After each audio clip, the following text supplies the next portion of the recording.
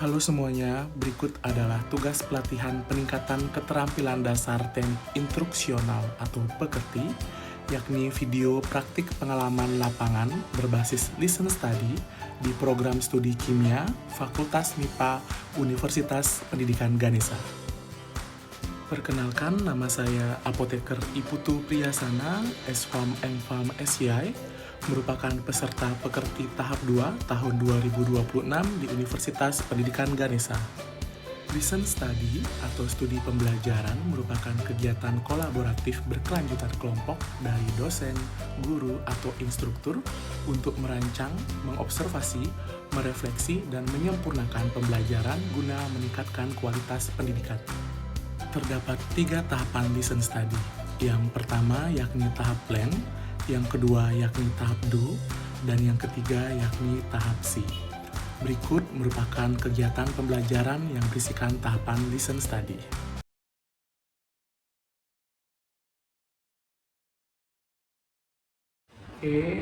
Selamat pagi Bapak Ibu semua. Om Swastiastu. Assalamualaikum warahmatullahi wabarakatuh. Salam untuk kita semua. Salam harmoni.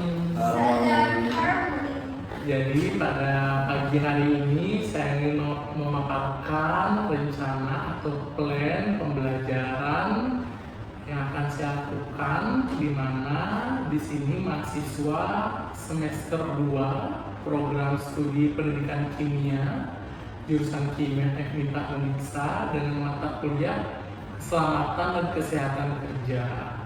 Di sini tujuan pembelajarannya yakni mahasiswa mampu menganalisis, memberikan penilaian, menjelaskan penilaian risiko di laboratorium secara sistematis.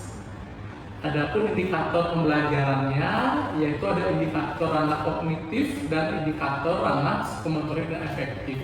Di sini saya akan menerapkan case-based learning, di mana mahasiswa nantinya akan saya bagi menjadi beberapa kelompok dan saya akan sebarkan lembar kerja mahasiswa, dan mahasiswa mengerjakan kasus yang diberikan secara berkelompok dengan bersama-sama.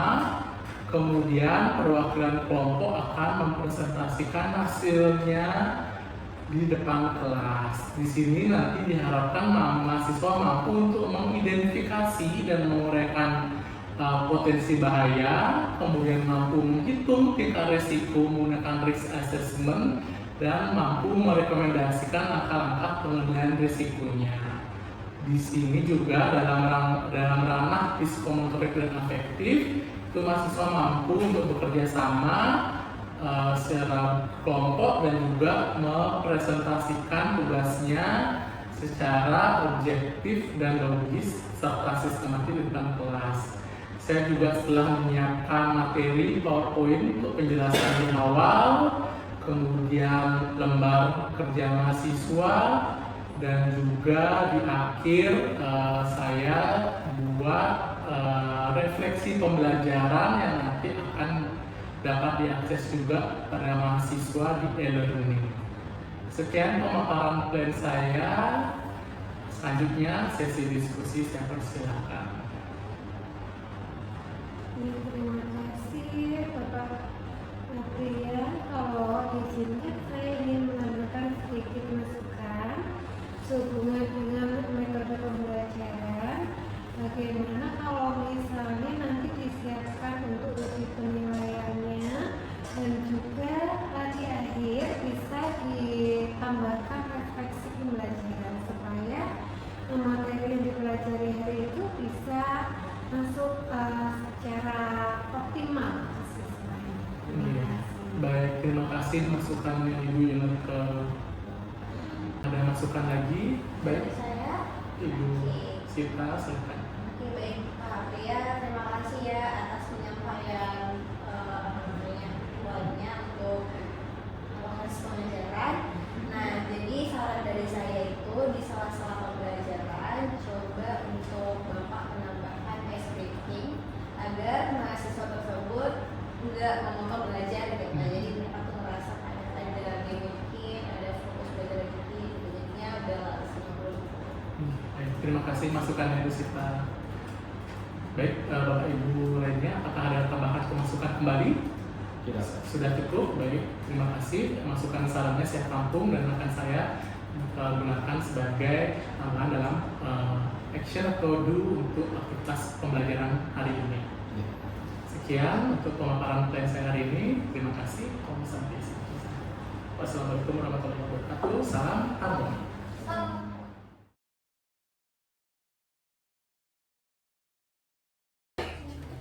Oke, selamat siang semuanya. Gimana hari ini, sehat? Sehat. Oke, sebelum Pak mulai, Bapak buka dengan pengajian umat. Om Swastiastu. Om Swastiastu. Assalamualaikum warahmatullahi wabarakatuh. Salam nama budaya, salam sejahtera untuk kita semua. Salam harmoni. Salam harmoni. Oke, hari ini kita masuk ke pertemuan kedua, di mana kita melanjutkan pertemuan dari pertemuan pertama kita kemarin, yaitu berkaitan dengan penilaian risiko dan penilaian bahaya di laboratorium. Nah, ada yang masih ingat materi minggu lalu? Seperti apa? Oh ya, sebelum saya lanjut materi minggu lalu, sepertinya masih ada yang kosong. Korti, hadir lengkap atau ada yang izin? Ada izin Bapak. Izin 1. Iya. Ya, oke, baik. Berarti nanti tolong dibantu dokumentasikannya, ada izin 1. Ada yang masih ingat materi minggu lalu tentang keselamatan dan kecelakaan kerja di laboratorium? Lupa? Sudah melayang? Sudah melayang? Ya, jadi keselamatan dan kesehatan kerja di laboratorium itu sangat penting ya adik-adik ya, apalagi kita praktik langsung di laboratorium. Jadi harus diperhatikan yang pertama adalah APD. Apa itu APD? Dan juga harus memperhatikan bagaimana aturan-aturan yang ada di laboratorium. Oke. Pada pembelajaran hari ini, di mana tujuannya pembelajaran hari ini yakni mahasiswa mampu menganalisis, memberikan penilaian dan menjelaskan pengendalian risiko di laboratorium secara sistematis ya. Nanti lebih jelasnya, adapun bahasan Bapak ambil yang pertama yaitu membedakan dulu definisi bahaya dan definisi risiko, kemudian jenis-jenisnya dan contohnya, baru di akhir akan Bapak berikan sebuah satu kasus. Nanti Bapak akan minta kalian membagi menjadi beberapa kelompok kecil, Bapak akan berikan kasusnya dan kalian mengerjakan. Selanjutnya kalian akan satu orang perwakilan kelompok untuk mempresentasikannya ke depan. Oke? Oke, dimulai dari yang pertama, bahaya dan risiko. Apakah sama atau berbeda? Berbeda. Apa bedanya? Ada yang ingin memberikan pendapat? Risiko itu disebabkan dari bahaya yang terjadi. Risiko disebabkan oleh bahaya yang terjadi. Contoh-contoh bahayanya seperti apa? Bahaya tumpahan hasil. Bahaya tumbakan HCl. Akibatnya apa? Iritasi pada kulit. Jadi berarti kalau bahaya pada tumpahan HCl itu berarti jenis bahayanya bahaya jenis apa? Fisik kah, apa kimia kah, atau mesin kah? Kimia. Berarti ada sumber bahaya berupa cairan HCl yang jika terkena dengan tubuh kita itu akibatnya iritasi, kulit tangannya melepuh, betul? Betul. Ya. Kita cek dulu ya definisinya. Bahaya adalah sumber sesuatu atau tindakan yang berpotensi menyebabkan cedera. Berarti bahaya adalah sumbernya. Sedangkan kalau risiko adalah kemungkinan terjadinya sesuatu keadaan buruk atau kerugian akibat adanya unsur bahaya atau kontak dengan sumber bahaya. Jadi risiko itulah efek yang terjadi akibat kontak dengan bahaya. Oke, sampai sini paham? Ada yang ingin tanyakan?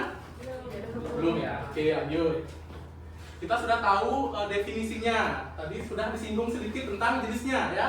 Jadi jenis bahaya itu ada fisik, mekanik, biologis, kimia, psikologi, ergonomi. Dan risiko itu ada bentuknya seperti terbakar, terpleset, terjatuh, sesak nafas, iritasi, dan lain sebagainya. Ada yang bisa memberikan contoh di jenis bahaya fisik? Apa? Kalian bayangkan di laboratorium. Sumbernya, ingat fisik, nanti sumbernya apa? Fisik. Di laboratorium silakan. Kaca, betul, boleh kaca ya. Jadi, apakah ada gelas di laboratorium? Ada. Bahannya dari apa? Jika pecah, bisa menimbulkan serpihan kaca dan terkena tangan dan menyebabkan Kalau mekanik, nah yang mekanik Nanti mesinnya. ya bisa, berarti terkena suatu alat mesin ya, itu mesin yang ada aliran listriknya, jadinya kita akan tersengat listrik gitu ya kalau posisi alatnya tidak bagus. Yang biologis, berarti paparan biologis, apa saja paparan biologis? Ya bakteri-bakteri yang mungkin kalau di lab kimia mungkin jarang ya, lebih ke lab-lab yang mikrobakterium. Oke, lanjut. Risikonya bervariasi ya akibat yang diberikan. Nah lanjut, kita sudah tahu sumber bahayanya, kita sekarang sudah tahu risiko yang terjadi akibat sumber bahaya tersebut. Nah sekarang ini bisa kita nilai, kita sebut dengan penilaian risiko, di mana penilaian itu dilakukan dengan menghitung nanti akan ada skalanya, yaitu likelihood ke peluang dan severity atau keparahannya. Nanti tinggal dikali aja ya, ada level keparahannya, ada level peluang terjadinya. Ini tabelnya Bapak berikan ya. Ini yang sebelah kanan Bapak ya. Itulah tabel keparahannya. Ada tingkat 1 sampai tingkat 5. Dari yang paling ringan sampai yang paling berat. Oke, level 1 paling ringan, level 5 paling berat. Terbalikannya di likelihood atau seringnya terjadi. Sedang likelihood ini di tingkat 1 ini hampir setiap hari terjadinya. Kalau yang level 5 itu hampir tidak pernah terjadi. Jadi kalau keparahan yang 1 dia tidak parah, sampai 5 yang paling parah. Kalau seringnya terjadi yang 1 yang sering sekali terjadi, yang 5 paling jarang atau hampir tidak pernah terjadi. Nanti hasil perkaliannya ya, penilaian risiko itu kan dikali nih peluang sama keparahannya. Nanti akan diperoleh nilai, betul? Nanti dimasukkan ke dalam tabel. Nanti tinggal diidentifikasikan masuk ke low, medium, atau high risk ya. Oke. Ada yang ingin tanyakan dulu dari tabelnya? Belum? Boleh, silakan.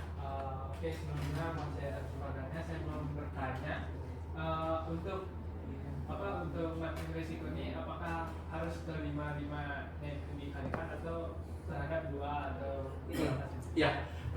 Untuk pengkaliannya hanya 2 saja ya, likelihood sama severity ya, kemungkinan yang terjadi sama keparahan aja, nanti itu dikalikan, nanti skor yang diperoleh misalnya likelihoodnya itu 2, severity-nya 3, berarti hasilnya 6, berarti 6 tinggal kita masukkan di sini nih, 6 masuk ke mana? Low risk. That's it, simple itu ya. Oke.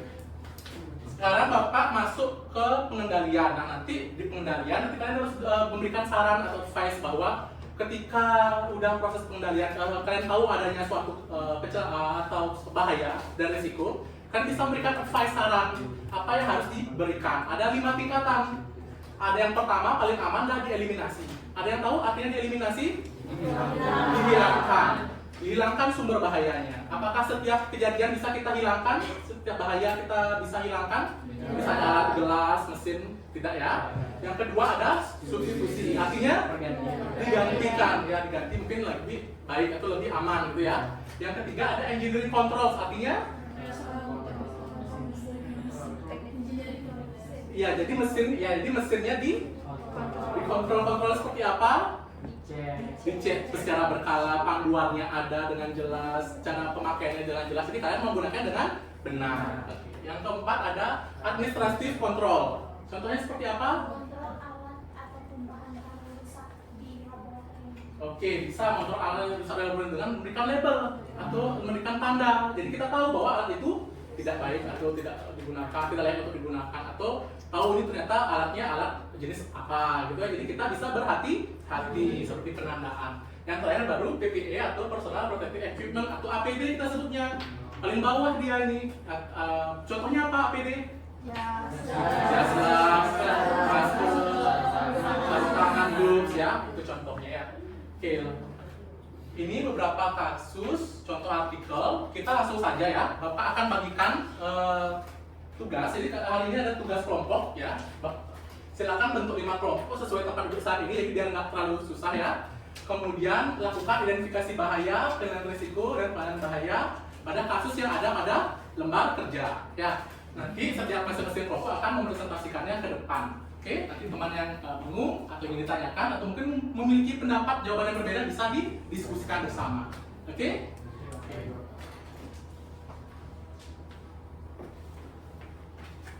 Oke,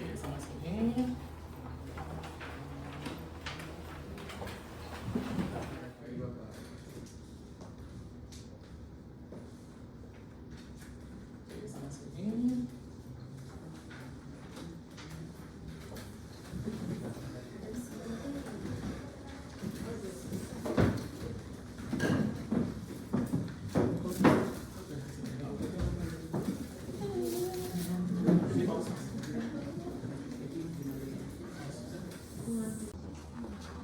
Tunggu Mbak. Isi itu aja dulu nggak apa-apa. Iya, ini satu.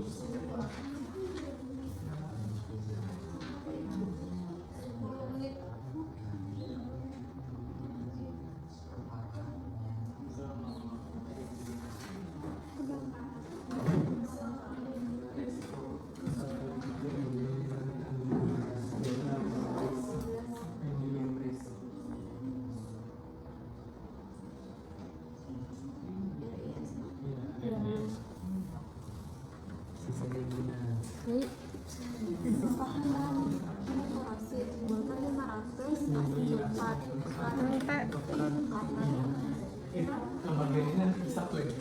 Bagian diskusi.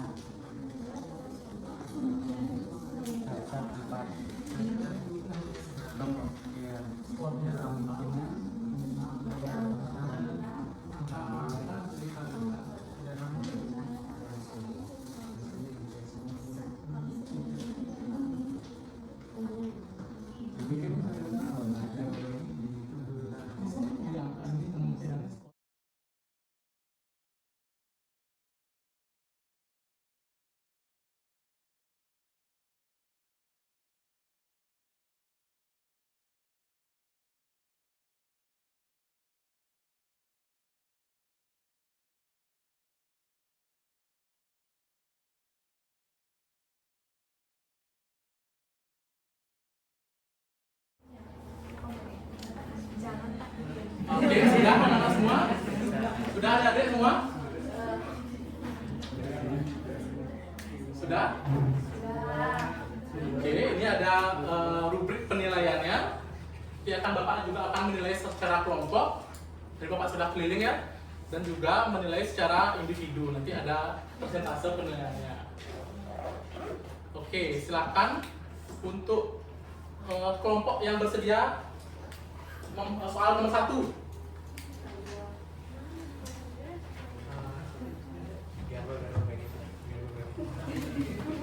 Soal nomor 1 boleh? Nomor 2 boleh, silakan. Iya, silakan. Satu orang. Di sini aja.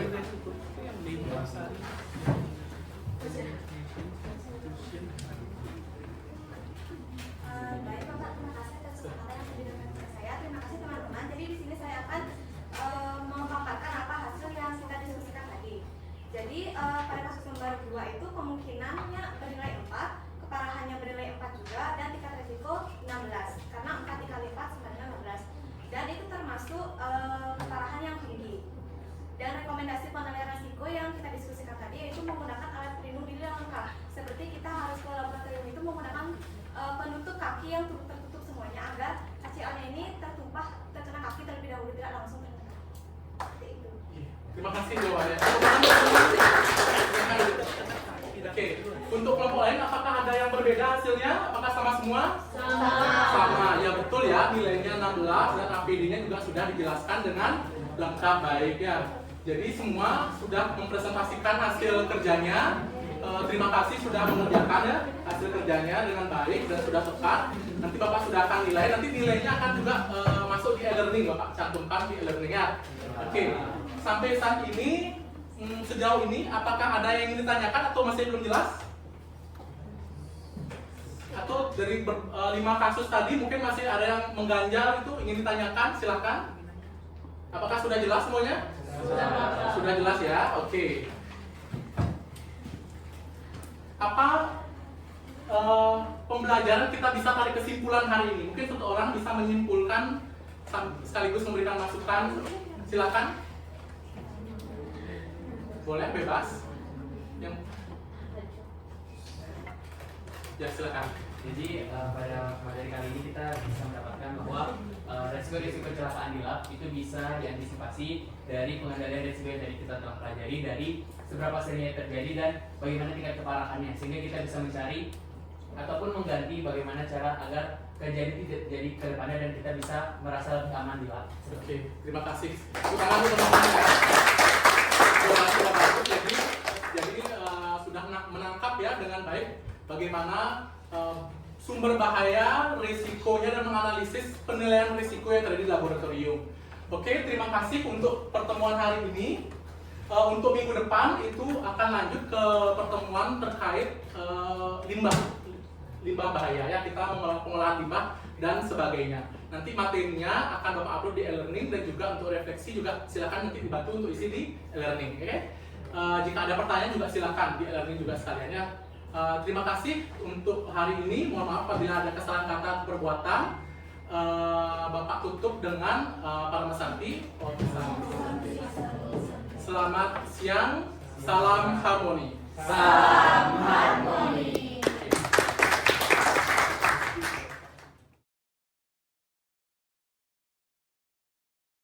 Baik, selamat sore Bapak Ibu semua. Om Swastiastu. Assalamualaikum warahmatullahi wabarakatuh.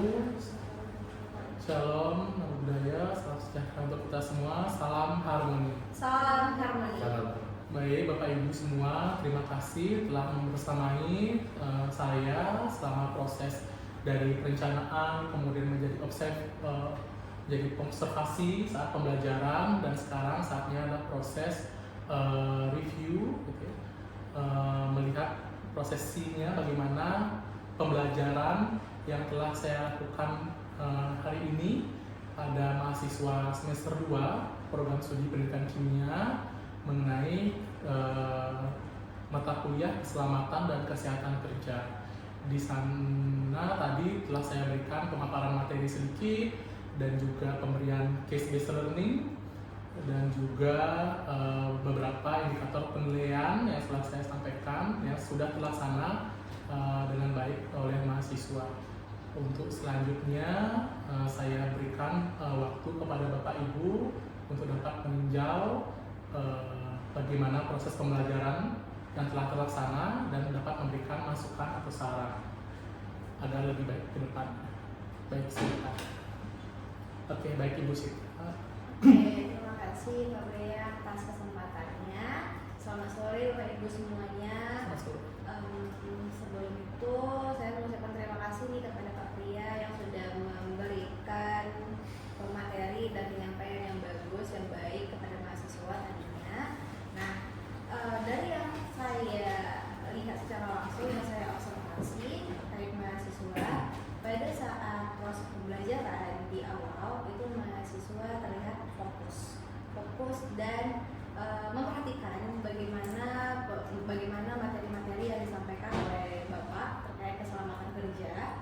Kemudian di sesi fokus group discussion-nya, di sesi tersebut pada saat Pak Pri memberikan suatu case kepada mahasiswa, nah mereka itu kan sudah menangkap sebuah case tersebut, kemudian didiskusikan kepada teman-temannya. Nah pada saat diskusi tersebut itu saya melihat mereka memang antusias, tapi tidak terlalu kondusif di sesi tersebut.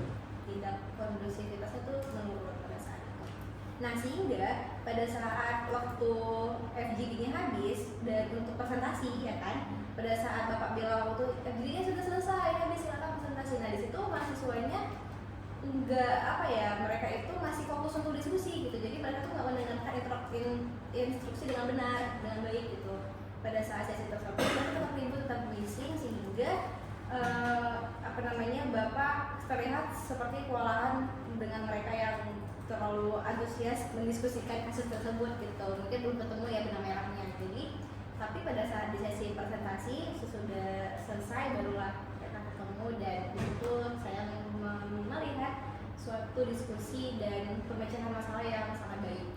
Mungkin dari saya itu, dan selanjutnya berjalan dengan baik. Terus itu. Terima kasih Bu Sita untuk masukan sarannya, apresiasinya juga. Untuk Bapak Ibu yang lain, apakah ada tambahan lagi saya persilahkan Bapak Ibu. Ya, mohon izin untuk memberikan sedikit feedback. Sebelumnya saya mengucapkan terima kasih karena pembelajaran yang telah dilakukan saya nilai sangat kooperatif mahasiswanya. Juga untuk capaian pembelajaran yang sudah ditargetkan sudah tercapai. Hanya saja saya menggarisbawahi beberapa proses pembelajaran yang mungkin perlu dikoreksi untuk kedepannya. Antara lain untuk pemberian LMS. Sebetulnya dengan niatan agar LMS itu akan dijadikan bahan FGD dan kemudian salah satu atau perwakilan dari masing-masing kelompok akan presentasikan dan akan terjadi diskusi sebelum akhirnya didapatkan kesimpulan akhir supaya mahasiswa ini bisa mendapatkan pemikiran yang kritis gitu dan adaptif. Hanya saja saya melihat LMS tersebut hanya digunakan beberapa orang saja dari keseluruhan kelompok sehingga belum optimal. Dan ada beberapa orang yang istilahnya kurang aktif gitu, hanya ikut saja duduk di sekitar situ tapi tidak berkontribusi apapun untuk mengerjakan LMS tersebut. Mungkin kedepannya bisa ditingkatkan kembali dan ditekankan bahwa harus semua dari anggota kelompok tersebut berpartisipasi. Terima kasih. Terima kasih saran masukannya Ibu Ineke, sangat baik sekali untuk masukan agar proses FGD menggunakan LMS ini menjadi lebih baik ke depannya. Baik, Bapak, Ibu yang lainnya apakah ada dimasukkan? Saya persilakan.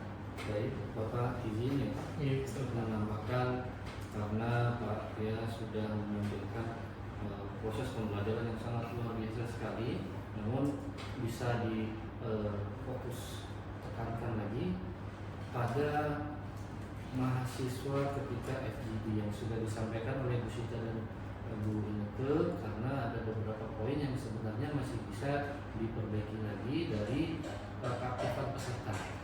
Jadi mungkin dibuat teknik bagaimana supaya peserta ini bisa aktif semua. Mungkin dari situ. Oke, baik, terima kasih. Baik, terima kasih Pak Aziz untuk masukannya, sangat berkorelasi antar satu dengan yang lainnya. Tentu ini gunanya juga demi kebaikan mahasiswa agar indikator benar-benar tercapai sepenuhnya ke setiap mahasiswa. Mungkin terakhir Bapak Ikro, apakah ada masukan atau tambahan Bapak? Baik, terima kasih Pak Pria. Ya, Pak Pria sudah bagus ya. Saya lebih fokus ke mahasiswa. Pada awalnya memang hanya ada beberapa titik mahasiswa yang aktif, namun ketika Pak Pria membuat menjadi kelompok dan semuanya turut serta berperan, artinya ya Pak Pria sukses untuk membangun untuk kelas itu sendiri. Mungkin itu sih Pak. Selamat. Terima kasih untuk apresiasinya Pak Ikrom. Baik, terima kasih untuk masukan, saran, apresiasinya Bapak Ibu semua. Mudah-mudahan segala masukan, informasi dan sebagainya menjadi acuan saya untuk menjadi lebih baik ke depannya dalam proses pembelajaran dan tentunya untuk membangkitkan motivasi dan fokus mahasiswa menjadi lebih baik dan menciptakan generasi unggul pada mahasiswa yang seaja. Terima kasih. Oke, saya tutup proses tahapan sini, review ini dengan Parma Santi. Om Santi. Om. Wassalamualaikum warahmatullahi wabarakatuh. Salam harmoni. Salam.